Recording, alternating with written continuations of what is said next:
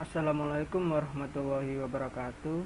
Di sini dengan saya Ahmad Prasetyoatmanegara dan juga teman saya Ananda Dwi Prasetyo akan mempresentasikan tugas atau PPT dari tugas yang Ibu berikan untuk presentasi sebagai nilai UAS juga. Nah, di sini kita membahas mengenai perencanaan sistem informasi. Nah, selanjutnya definisi perencanaan sistem informasi. Definisi perencanaan sistem informasi itu kita jelaskan sistem informasinya terlebih dahulu. Sistem informasi adalah suatu sinergi antara data, mesin, pengolah data yang biasanya meliputi komputer, program aplikasi, dan jaringan, juga manusia untuk menghasilkan informasi. Jadi sistem informasi itu bukan hanya software atau perangkat lunaknya saja. Jadi sebenarnya sistem informasi itu lingkupan luas dari perangkat lunak, jaringan, komputer, dan juga perusahaan itu sendiri. Jadi setiap perusahaan itu mempunyai sistem informasi mereka sendiri yang ditujukan untuk menunjang kegiatan mereka dalam menjalankan proses-proses dalam perusahaannya. Nah, kemudian dalam membangun suatu sistem informasi, dalam hal ini lebih mengacu kepada pengertian aplikasi perangkat lunak. Digunakan metode siklus hidup dan pengembangan sistem, atau dalam bahasa Inggrisnya System Development Life Cycle atau SDLC. SDLC terdiri dari sejumlah tahapan yang dilaksanakan secara berurutan. Secara umum, tahapan dari SDLC adalah perencanaan, analisis, rancangan, dan penggunaan.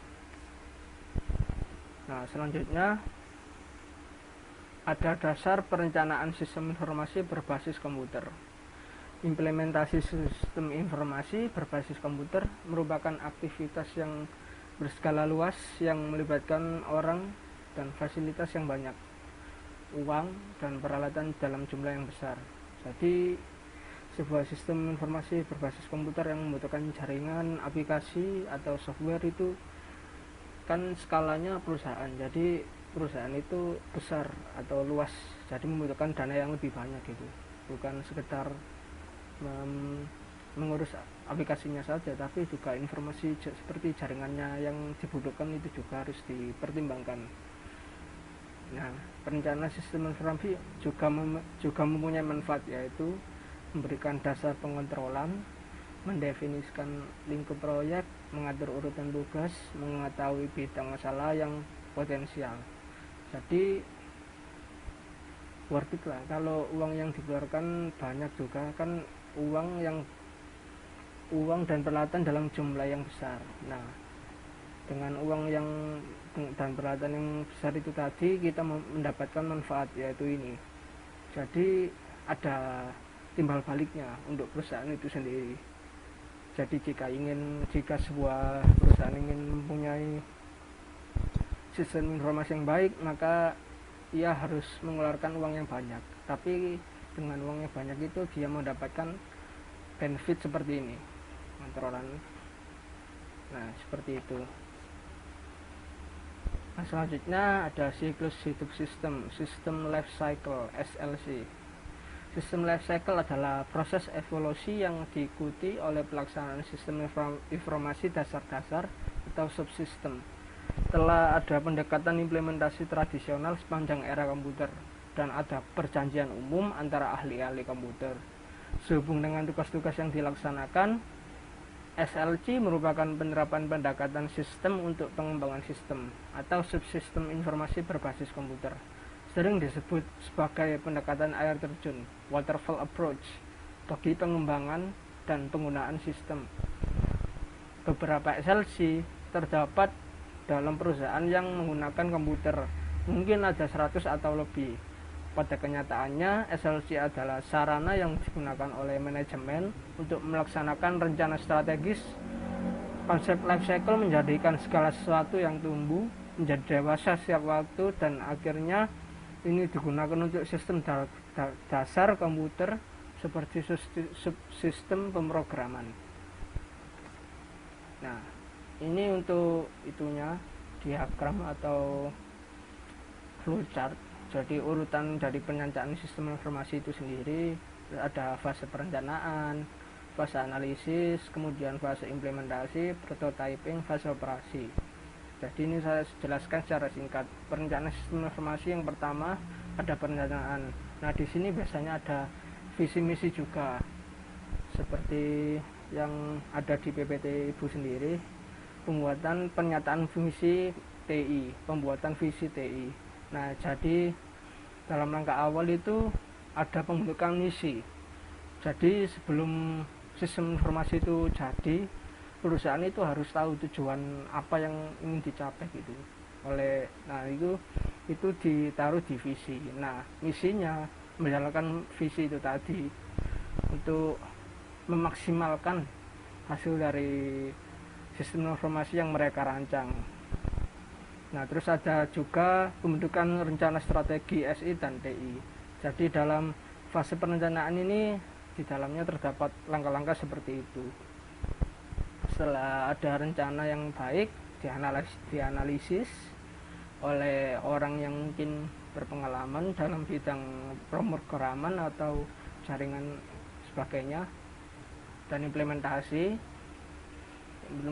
terus ada prototyping. Implementasi ini mungkin percobaan. Jadi setelah analisis ada implementasi atau seperti software beta gitu. Jadi sebelum dirilis resmi ada betanya.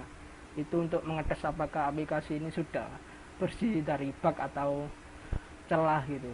Terus setelah implementasi ada prototyping. Dibentuk, dikemas ulang menjadi sebuah software atau sistem informasi yang lebih diperbaiki dari sebelumnya, lebih bagus lah. Nah, setelah lebih bagus dan minim celah ada fase operasi. Nah, setelah prototyping tadi diselesaikan, fase operasi ini ya seperti biasa perusahaan menjalankan sistem informasi yang telah didapatkannya dari rencana-rencana sebelumnya, itu akan memberikan manfaat yang lebih baik ke depannya bagi perusahaan itu sendiri. Nama saya Ananda Dwi Prasetyo, NIM 112. Saya akan melanjutkan presentasi perencanaan sistem informasi. Ya, fase pertama dalam sistem life cycle adalah fase perencanaan. Fase perencanaan menunjukkan setiap langkah yang harus dilakukan dan mengidentifikasi tanggung jawab manajer dan spesialis informasi. Dalam hal ini adalah analisis sistem. Fase ini dimulai dengan mendefinisikan masalah dan dilanjutkan dengan sistem penunjukan objektif dan paksaan. Di sini sistem analis memimpin studi yang mungkin terjadi dan mengemukakan pelaksanaannya pada manajer. Fase perencanaan ini merupakan sebuah fase dasar dalam perancangan sistem informasi, karena dalam fase perencanaan ini kita mengemukakan ide atau gagasan terbaru yang mungkin menjadi dasar ketika kita membuat suatu teknologi atau aplikasi tertentu yang banyak membutuhkan ide-ide baru.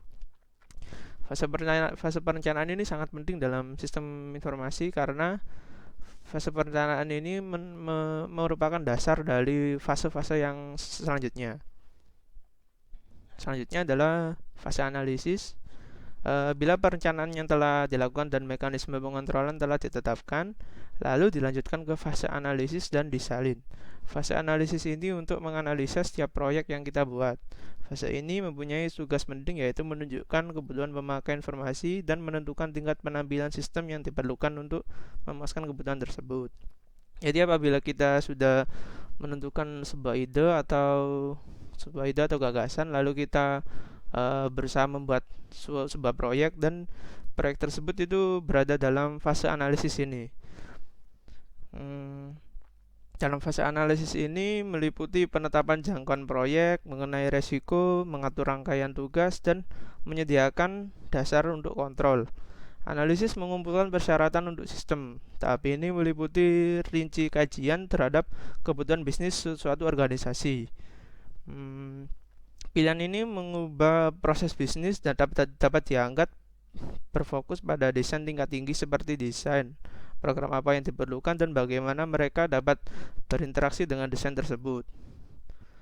Jadi fase analisis ini kita menganalisa bagaimana ide kita ke depannya, bagaimana desain yang akan kita buat. Jadi dalam fase analisis ini terdapat satu sub fase, yaitu yang dinamakan dengan fase desain. Tapi fase desain ini tidak terdapat dalam satu kesatuan sistem life cycle. Jadi fase desain ini termasuk ke dalam fase analisis. Fase desain tersebut meliputi penentuan pemrosesan dan data yang dibutuhkan oleh sistem yang baru dan pemimpinan konfigurasi terbaik dari hardware yang menyediakan desain. Desain sistem adalah ketentuan mengenai proses dan data yang dibutuhkan oleh sistem yang baru. Proses desain akan menerjemahkan syarat kebutuhan ke sebuah perancangan perangkat lunak yang dapat diperkirakan sebelum dibuat codingnya. Jadi ketika kita sudah membuat ide, lalu kita menganalisa apa saja yang diperlukan, lalu kita membuat desainnya. Bagaimana codingnya ke depannya, mau pakai apa gitu. Itu berada dalam fase analisis ini. Yang selanjutnya adalah fase implementasi. Pada poin ini desain hanya merupakan sebuah model pada kertas. Desain merupakan model dari sistem yang direncanakan, sedangkan perlu mengubah model tertentu menjadi sistem fisik. Implementasi adalah akuisisi dan integrasi dari sumber fisik yang menghasilkan sistem yang bekerja. Jadi pada poin sebelumnya ada fase analisis, terdapat fase desain. Dalam fase desain ini kita itu hanya kayak merancang hanya di kertas saja gitu. Jadi di fase implementasi ini lebih ke bagaimana desain kita ini bisa terimplementasi ke dunia nyata gitu. Di dalam fase implementasi ini, program komputer yang ditulis menggunakan bahasa pemrograman atau coding kita bagaimana berada ketika program tersebut dijalankan di dunia nyata gitu. Implementasinya bagaimana, seperti itu. Yang selanjutnya yaitu adalah prototyping. Prototype memberikan ide kepada calon pemakai atau pengguna sistem ke bentuk lengkapnya yang nanti akan berfungsi. Proses prototype disebut prototyping. Dalam hal ini adalah yang paling cocok diterapkan untuk situasi di mana pemakai tidak mengetahui sebelumnya apa yang ia inginkan. Prototype memberikan ide bagi pembuat maupun pemakai potensial dengan secara sistem yang akan berfungsi dalam bentuk lengkapnya. Proses menghasilkan prototipe disebut dengan prototyping. Prototyping memiliki jenis-jenis, yaitu jenis 1 dan jenis 2.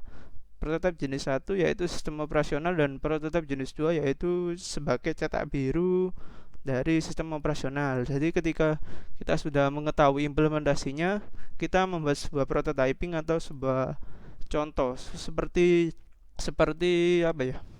kayak program beta gitu. Sebelum program tersebut diluncurkan, kita membuat suatu program betanya atau yang belum final rilis gitu.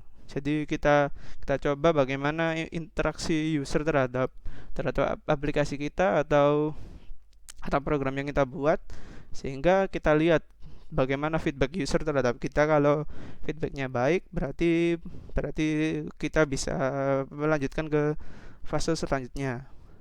Yang fase selanjutnya adalah fase operasi, yaitu segera sesudah operasi penggantian, yaitu sistem baru yang sudah terpasang, maka dilakukanlah proses implementation review atau tinjauan pas implementasi untuk mengevaluasi sejauh mana sistem tersebut memenuhi kriteria penampilan. Secara ideal, tinjauan ini sebaiknya dilakukan oleh pihak ketiga, misalnya auditor, EDP, atau konsultan. Selama fase penggunaan, audit memimpin pelaksanaannya dan menjamin bahwa sistem benar-benar dikerjakan, dan pelaksanaannya pun dan pemeliharaannya pun dilakukan sehingga sistem dapat menyediakan kebutuhan yang diinginkan. Pada fase 1-3 adalah siklus hidup pengembangan sistem. Tahap 4 adalah penggunaan implementasi yang berlangsung hingga tiba waktunya untuk merancang sistem itu kembali.